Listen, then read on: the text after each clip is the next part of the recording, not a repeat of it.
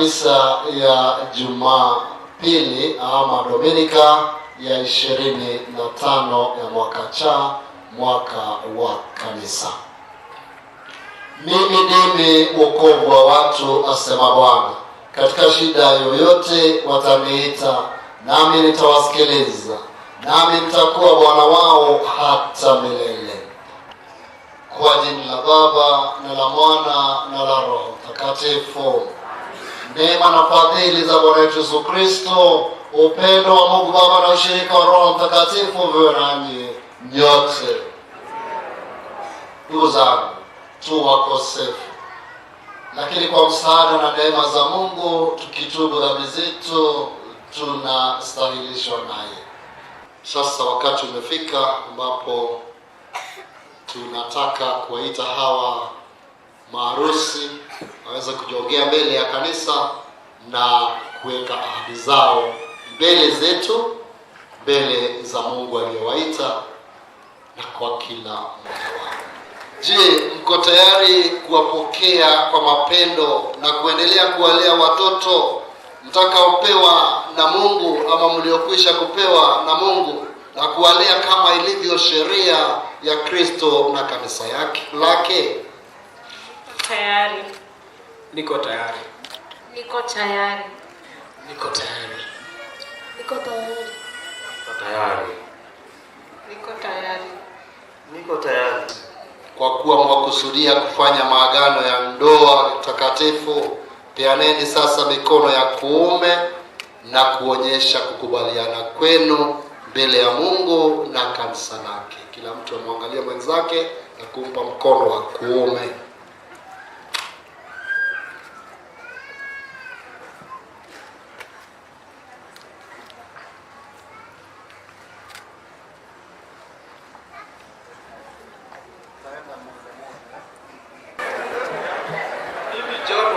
Na kupokea Jane Nterenga uwe mke wangu, tena na kuahidi kuwa mwaminifu kwako katika taabu na raha, katika magonjwa na afya, nikupende na kukuheshimu siku zote za maisha yangu.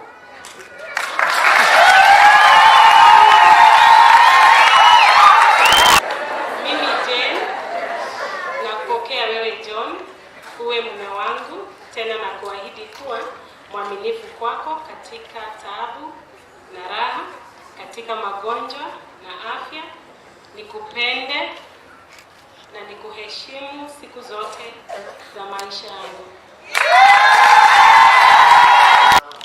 Katika magonjwa na afya, na nikupende na nikuheshimu siku zote za maisha yangu.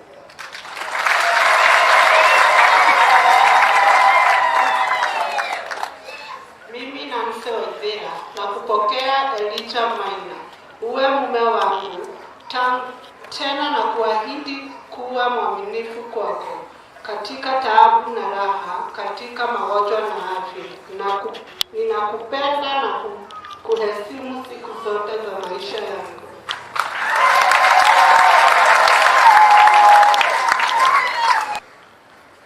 Ukubaliano huu wenu mlioonyesha mbele ya kanisa, Bwana na audhibitishe kwa wema wake, apende kuwazidishia wingi wa baraka zake aliyoyaunganisha Mungu, mwanadamu asiyatenganishe.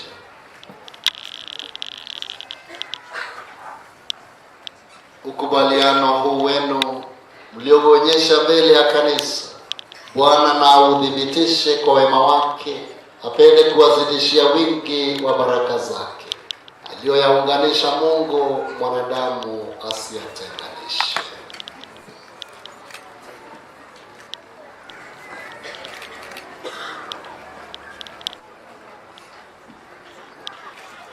Tupende sasa niwabarikie wote kwa pamoja. Bwana azibariki pete hizi ziwe ishara ya mapendo yenu mlioonyesha, ili mtakapovikana ziwe ishara ya mapendo na uaminifu mlioahidi mbele ya kanisa. Rudieni nyuma yangu. Mrudie nyuma yangu. Mwenzangu. Semeni mwenzangu.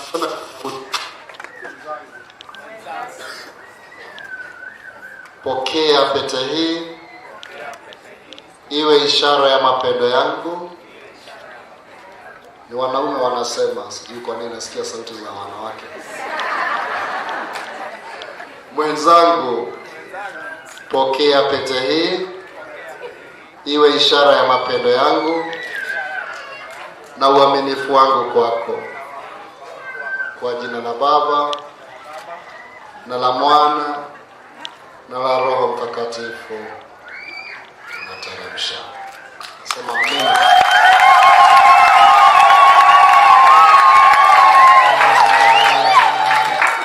Nao kina mama sasa wachukue, bibi harusi sasa wachukue ya bwana, na bwana achukue, ainue mkono wake wa kushoto. Sasa tunataka kusikia sauti za kike peke yake. Mwenzangu, pokea pete hii iwe ishara ya mapendo yangu na uaminifu wangu kwako. Kwa jina la Baba na la Mwana na la Roho Mtakatifu. Amina.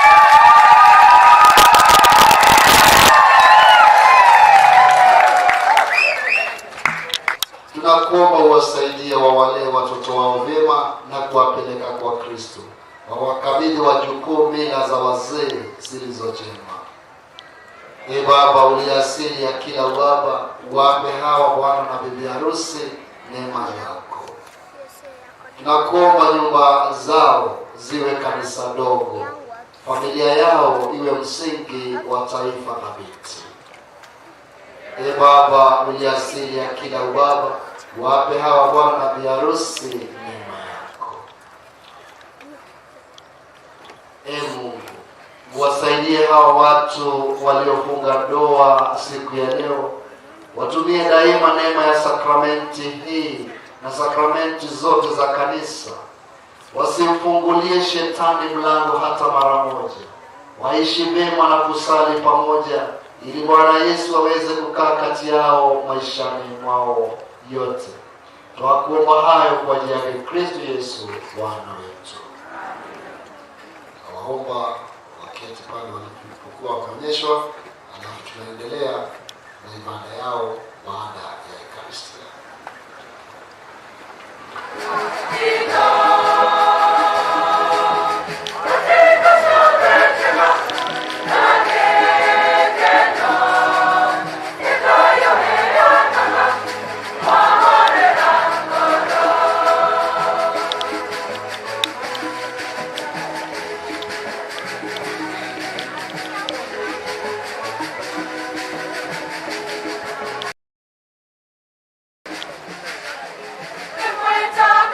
Kama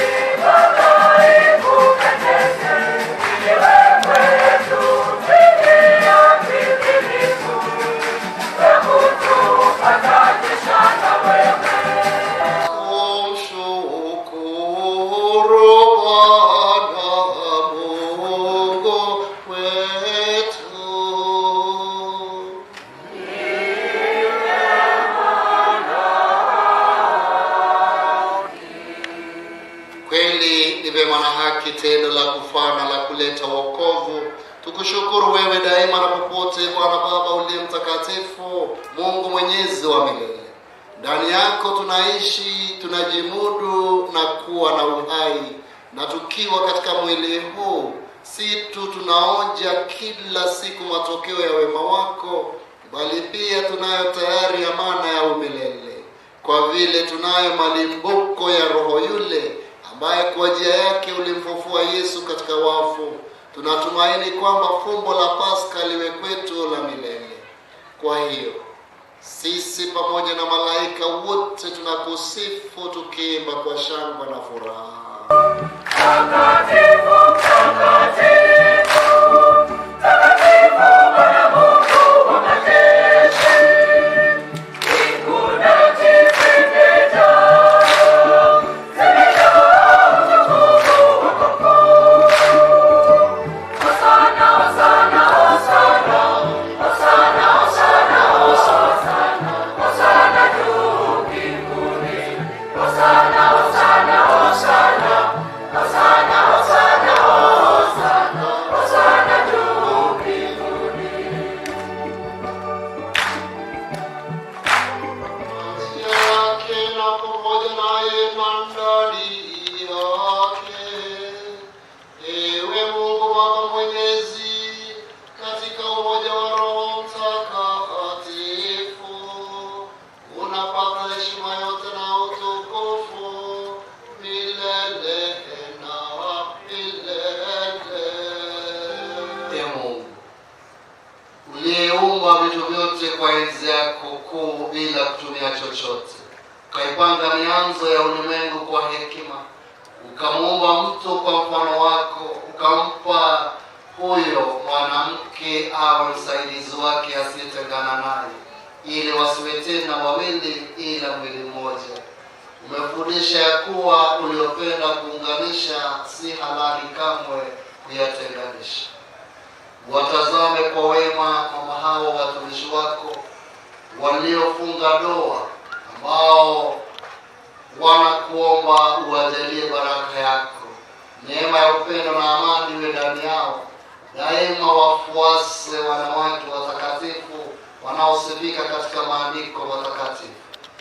Nyoyo za waume zao wawe na imani nao, watambue kuwa wenzi na warithi wenzao wa neema ya uzima.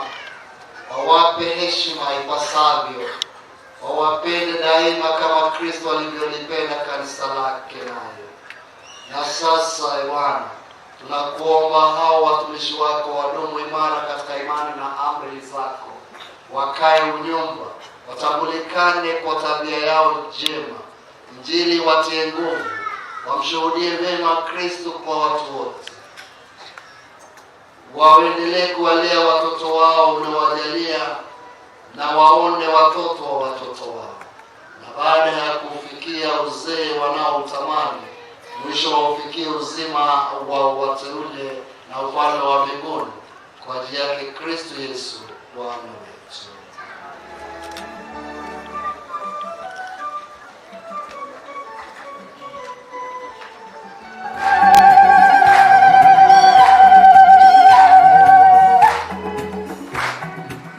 Umenipa uhai, umenipa uzima tele, nimetoa dhabihu, nimetoa sadaka, siwezi kulinganisha na wema wako Bwana.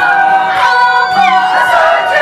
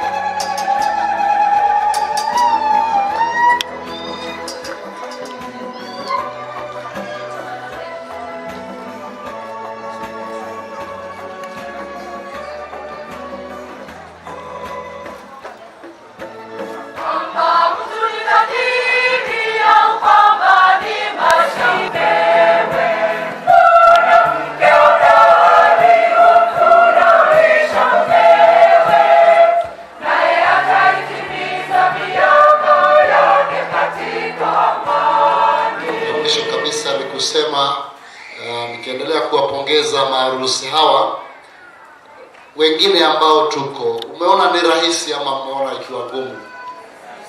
Ni rahisi zaidi, si ndio? Rahisi sana.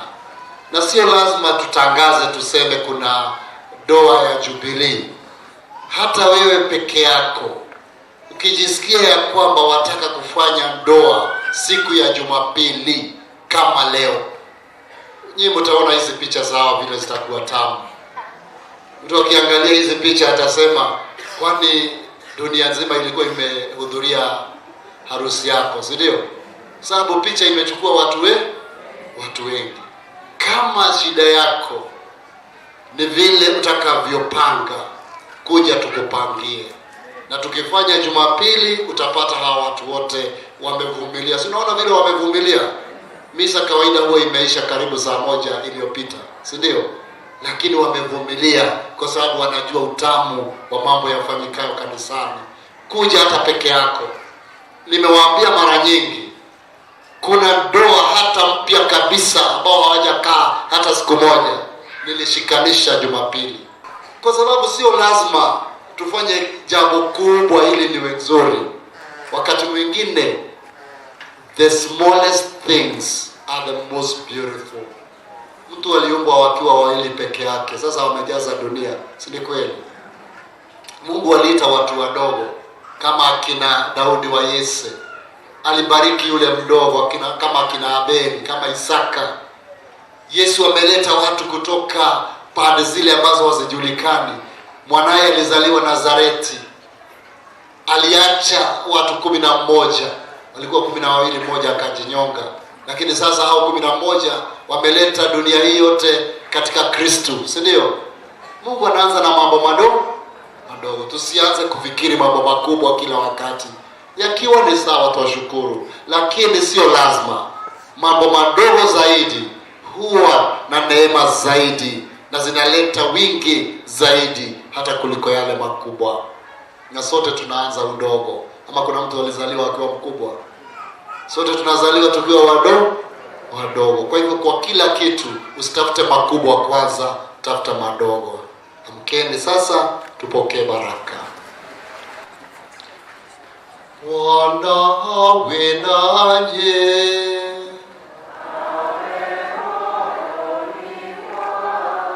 Apende kuwabariki na kuwalinda Mungu Mwenyezi, Baba na Mwana na Roho Mtakatifu.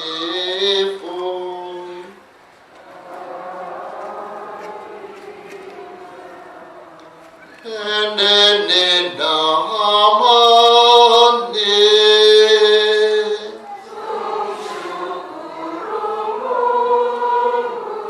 Muwe na Jumapili iliyobarikiwa na wiki iliyobarikiwa pia. Asanteni.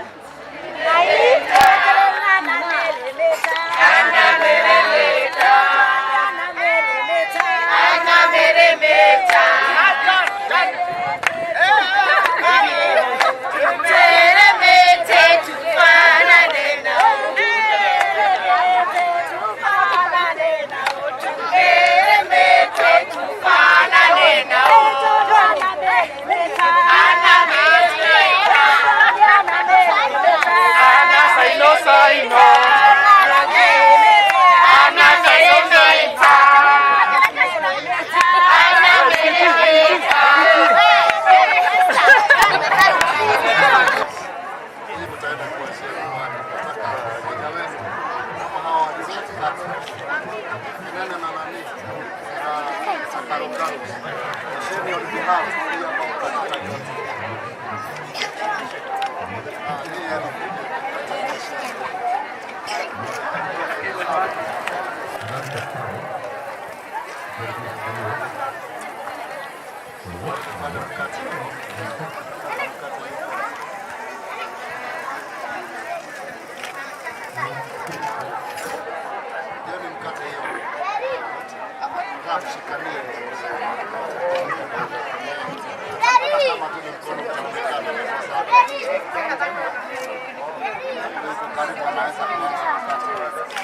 Kuna wimbo wakata keki watoto. Kata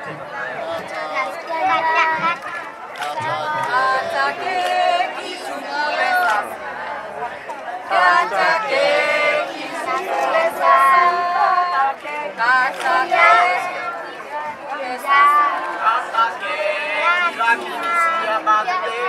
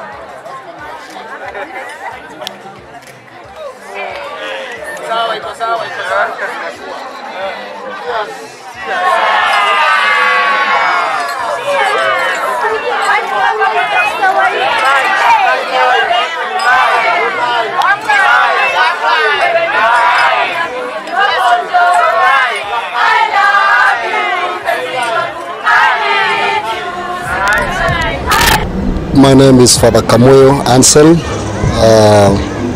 Father in charge, St. Patrick's Parish here in Thika town. And today we had what normally people will call Jubilee weddings, but it is actually the mass weddings that involves so many couples together. There are times we had even more in the last few years, but this year some of them opted to be in their own churches, in their own outstations. That's why we did not have everybody here. But it's still a Jubilee wedding for us. It's still mass wedding for us, and we thank God for that.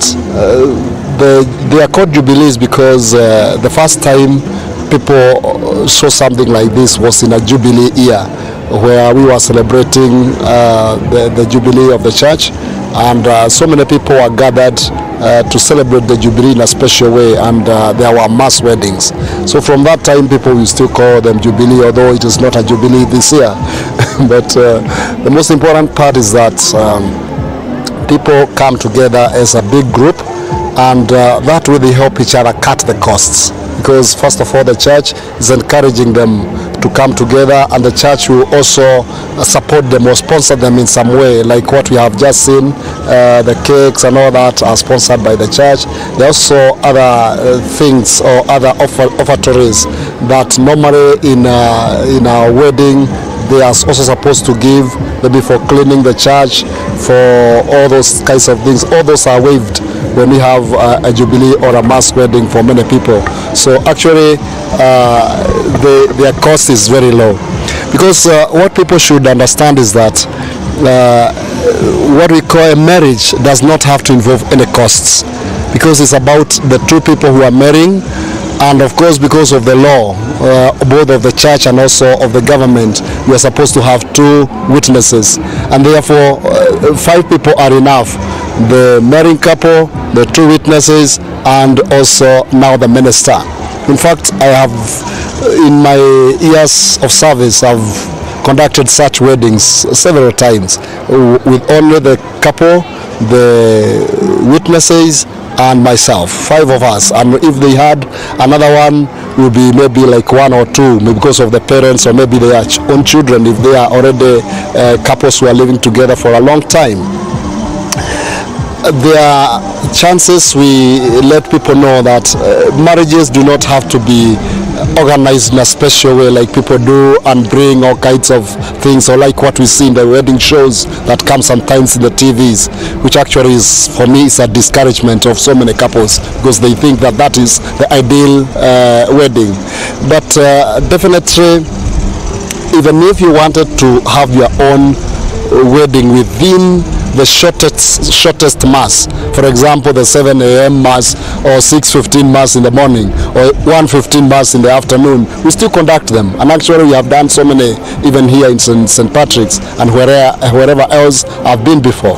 So it is not about the masses of people that come, but of course they add to the taste. If you want good pictures like today, if they come on Sunday, the pictures will not show who came for the wedding and who didn't, but definitely there are a lot of people. It's a great multitude that seems to have attended your wedding. So if you choose to have the great multitude without costs, even Sunday weddings are okay. And then I should say that people must understand that the institution of marriage is actually the cell, if you want, the smallest cell of the family and society, and the church also. So without that, without actually thinking about the institution of marriage, we are killing not only the church, we are killing also the society, because that is the bedrock where everyone learns culture, learns religion, learns good manners, learns politics, learns everything. And without there, we cannot even talk about children who are growing as integrated people. So we must always emphasize that the institution of marriage is a holy institution like God gave to the world, and that it should be encouraged. Where it has not worked, and we know it has not worked all the time, we also understand those people, because there is a way or another, or a reason, good reason why it did not work, but at least it should be encouraged, because without it, it's like we are saying bye to the community. It's like we are saying bye to the societies, we are saying bye to the churches, or even for other religions, even the mosque. Because without that, where do we get also the integrated children that we can bring up in the society and teach? And everyone, even those who do not live in married situations, like those with single mothers or single fathers, there is always an insistence, even by the psychologists, that a father figure should be found for this child, or a mother figure for, in the case of single fatherhood. So the balance is not there without the marriage institution. And that is why we are saying that we encourage it. Though it might fail sometimes, it might have failed, doesn't mean that it will fail all the time. In any case, I don't like the perception that people carry with themselves, that because something is failing, that everyone is failing. In fact, people concentrate on the negatives. And I always say that the negative exaggerates itself.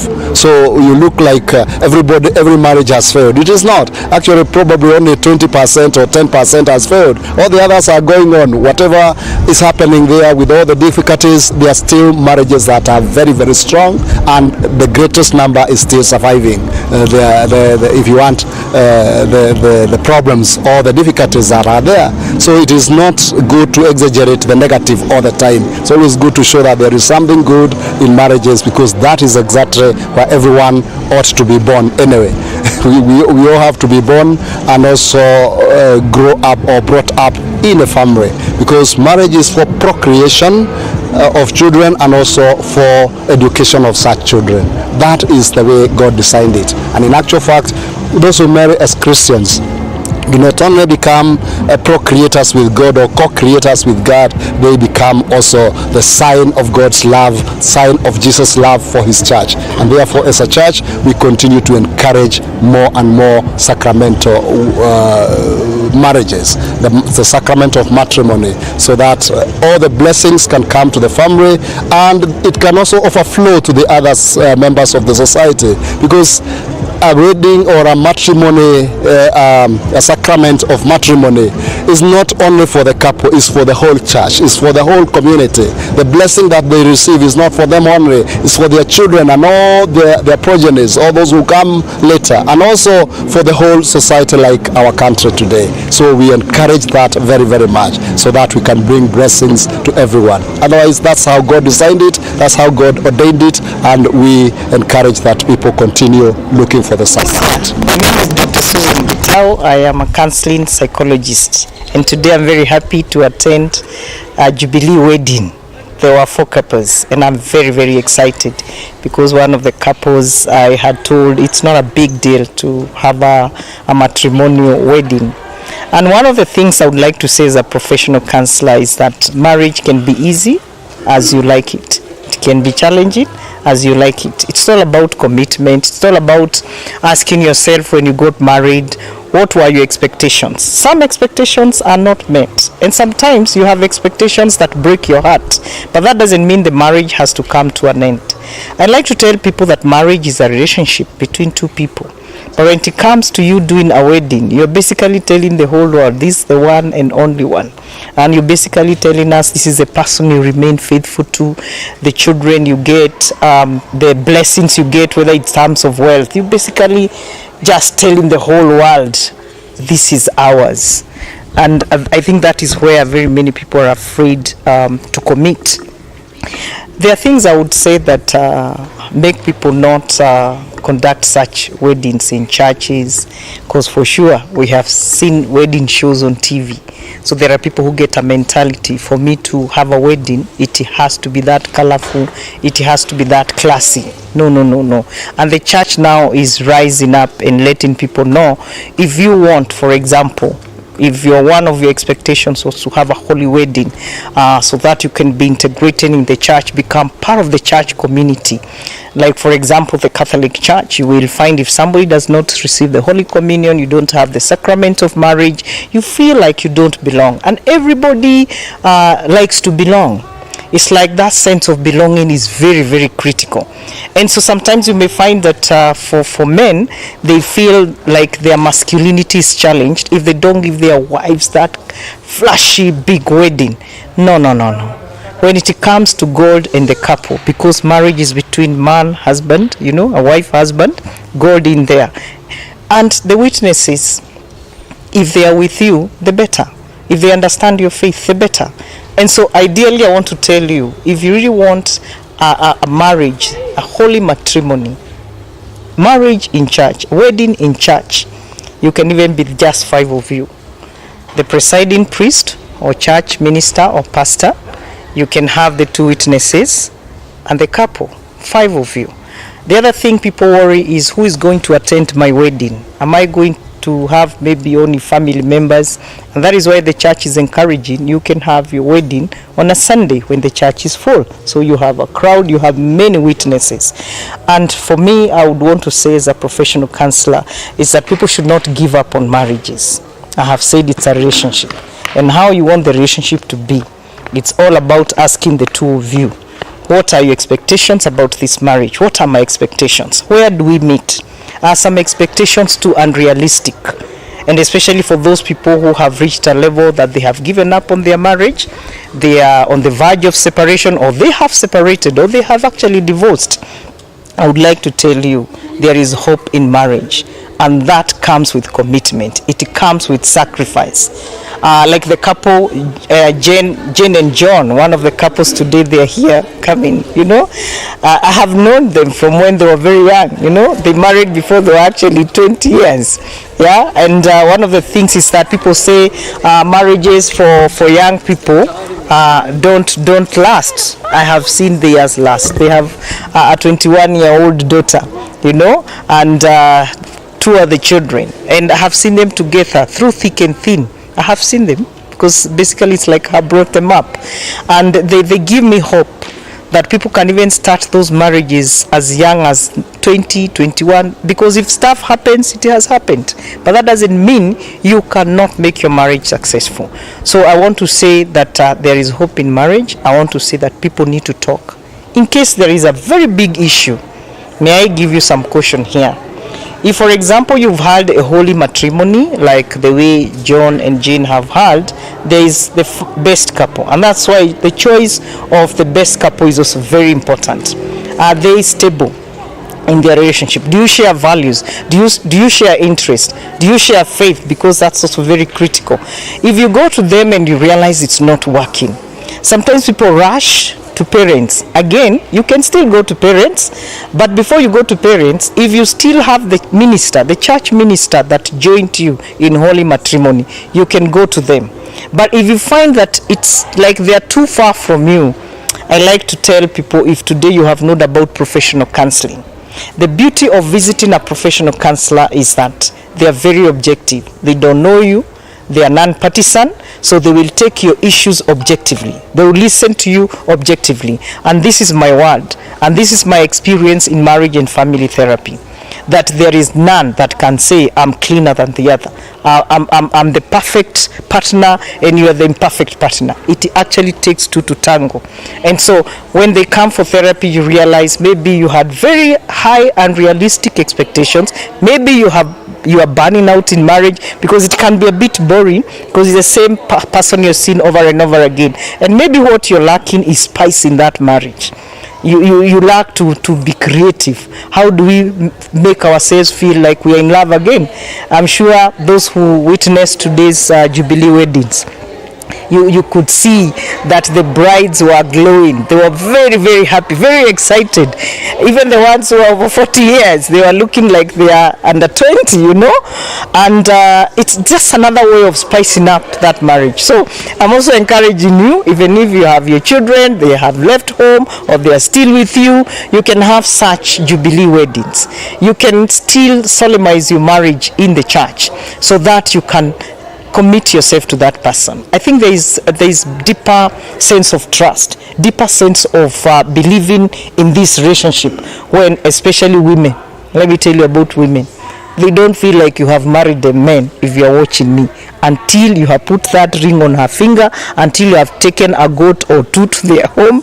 And so we also need to integrate our culture, because someone who does not uphold culture, your cultural background, your ethnic values, because for me, joining the two families traditionally is very key, and that is where it begins, by the way. And then from there, you come to church, and to church, remember, you're also joining in legally. It's a legal contract, because the certificate that is signed in the church is the same one that is signed at the Attorney General's office, is the same one that you can probably get a minister and have an open wedding.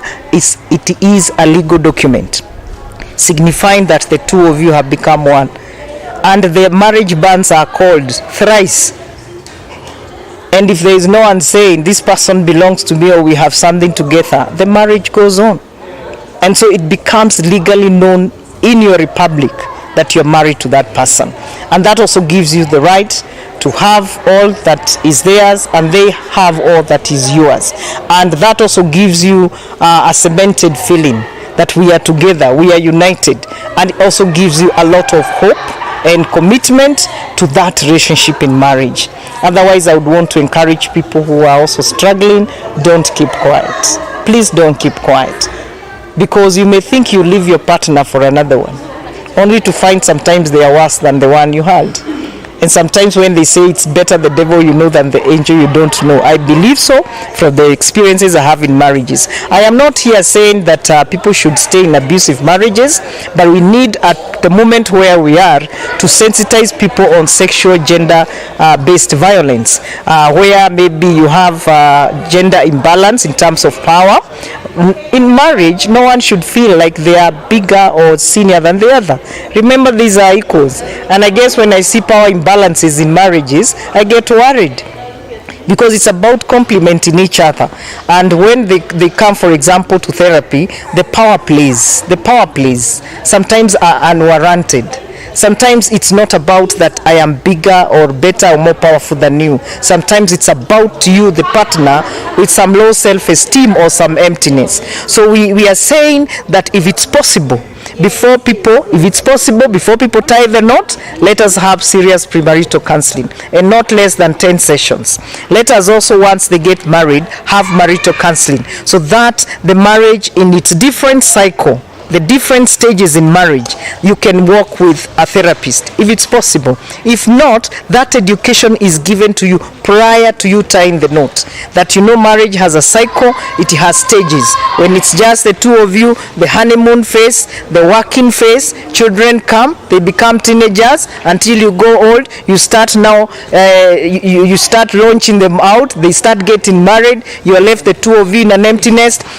Let us prepare couples for all that, so that in the different stages of marriage, they can know this is likely to happen. The different challenges that come with the different stages, they are able to tell this one wants to come, or they can prepare in advance when such challenges come, what do they do?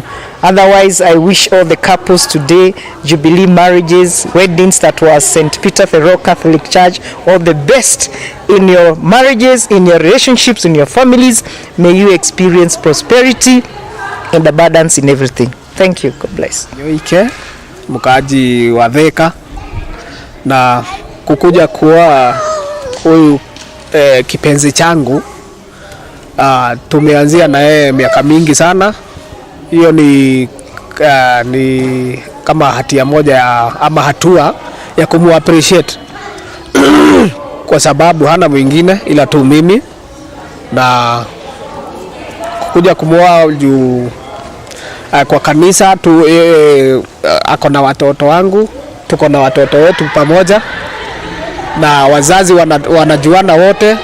Kila mahali nimeenda, hiyo yenye nilikuwa nimebakisha ni kuja huku tupatiwe pete, na mipango ilianza polepole. Wakati tulipata mtoto ya tatu, tukaanza kujipanga ndio kusema kusave kidogo kidogo ndio tufanye hii harusi, na maneno hii yote mnaona hata ingine iko huko nje.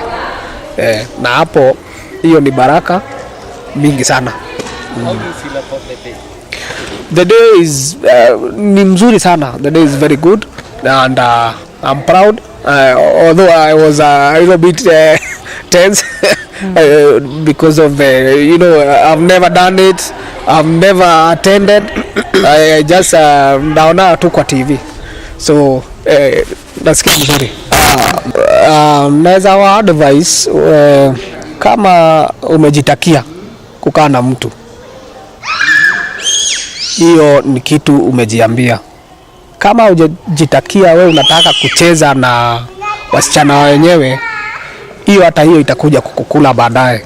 Lakini wengi ndoa zao wanakuwa tayari kukaa nao, lakini juu ya mashida hii economical issue, inakuja umekaa na mtu saa ile umepata tu pesa, yeye anakaa juu ya pesa.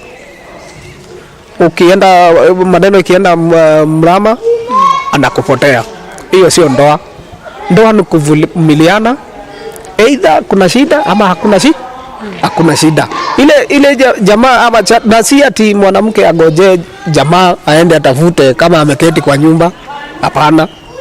Wote wawili wajifanye na wapenda. Kama hawapendani, hiyo ndoa haiwezi kaa. Kwa majina ni Mrs. Jane Wanyoike. Leo nimepiga pingu kanisani, na nafurahia hii siku ya leo, na nishukuru Mungu kwa kufikisha huu wakati. Hii ni safari ndefu ambayo tumetoka mbali na huyu mpenzi wangu, my husband, na nikwambia asante sana. Karibu. Because this is a dream that has come true. Kumekuwa na changamoto tangu tulianzana miaka 21 iliyopita, na huu mwaka ndio wa 21 ndio tumeamua wacha mimi na kipenzi changu tukafanya hii hatua ya kuwa na sakramenti ya ndoa kama nitasema wa Kristo wa Kikatoliki. Nisema ni asante kwa lolote lile limetendeka siku ya leo, na wote ambao wamenisupport, na sana Mr. John, my husband. Thank you. Asante sana kwa kunikubali. Umenikubali hiyo miaka yote. Tumevumiliana hiyo miaka yote. Kumekuwa na changamoto, na tunaomba hizi changamoto tutaendelea kupambana nazo. Ziko, lakini tutapambana nazo. Nitaambia watu ambao hawa believe or they don't believe that marriages work. Marriages can work. And I will say that marriages can work if you humble yourself as a wife. I know with young people, young marriages at times, they may not be able to sustain challenges ziko. But the moment you become or you humble yourself, and the biggest thing is trust. The moment you trust your partner, no matter where he goes or the time he comes, no matter what he does, the moment you trust, the moment you bring in communication, the two of you, marriages can last. The moment you forgive one another, because mimi si ati hatujakuwa tukikorofishana hapa na pale. Imekuwa tumesameheana, nimemsamehe, na sisemi amefanya mambo mabaya. Okay, kuna zile changamoto. Forgiving each other, marriages can last. Tuwe watu wa kuvumilia. Watu wa siku hizi ama marriages ndoa ambazo ni changa za siku hizi wameshindwa kuvumilia. Wanashindwa kuvumilia kwa sababu labda mwenzake hajatimiza ama hana uwezo. Siku hizi tusiangalie mambo ya pesa. Hata hii marriage ni ya Jubilee, si mambo ati niko na pesa, si ati ni pesa ziko nyingi, lakini vumilia mwenzako vile alivyo, mkubali vile alivyo, na hii safari mnaweza piga na mnaweza enda vizuri sana. Asante.